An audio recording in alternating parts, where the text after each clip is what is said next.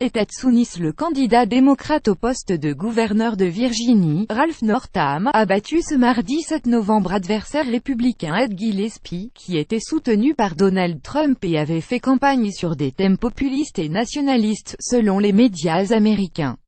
Dans un autre État, le New Jersey, le candidat démocrate Phil Murphy l'a facilement remporté et succédera au gouverneur républicain sortant Chris Christie, qui fut longtemps un allié proche de Donald Trump.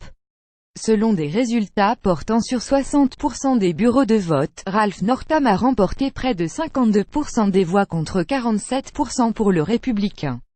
Breaking: Ralph Northam wins Virginia Governor Race. @NBC News Project pic.twitter.com Cube 06 Siop, NBC News. @NBC News November 8, 2017. Revanche: un an après la défaite de Clinton, Ed Gillespie ne s'était pas affiché avec le locataire de la Maison-Blanche sur le terrain, mais ce cacique du Parti républicain, qu'il a présidé, avait pris un virage à droite en plaçant les thèmes de l'immigration clandestine, de la criminalité ou encore des statuts confédérés au cœur de Dissay.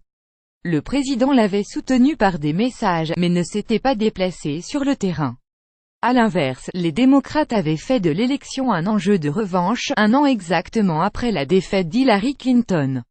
L'ancien président Barack Obama avait fait campagne en personne. La peur, la division et la haine ne marchent pas, a commenté le gouverneur démocrate sortant, Terry McAuliffe, mardi peu avant l'annonce des résultats.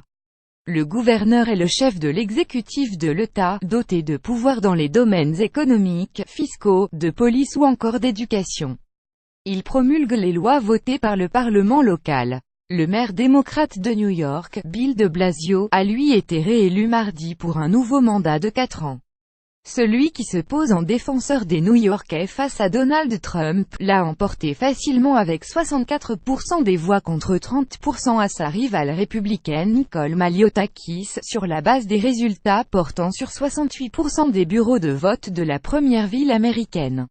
Lire aussi: la première année de Trump doit-elle nous faire douter de la démocratie? Les GIFs qui ont marqué la première année présidentielle de Trump. Ces personnalités ont pris le relais des politiques pour s'opposer à Trump. Pour suivre les dernières actualités en direct sur le HuffPost, cliquez ici. Tous les matins, recevez gratuitement la newsletter du HuffPost. Retrouvez-nous sur notre page Facebook. À voir également sur le HuffPost. Plus Ted Sounnis: Donald Trump International envoyé une correction.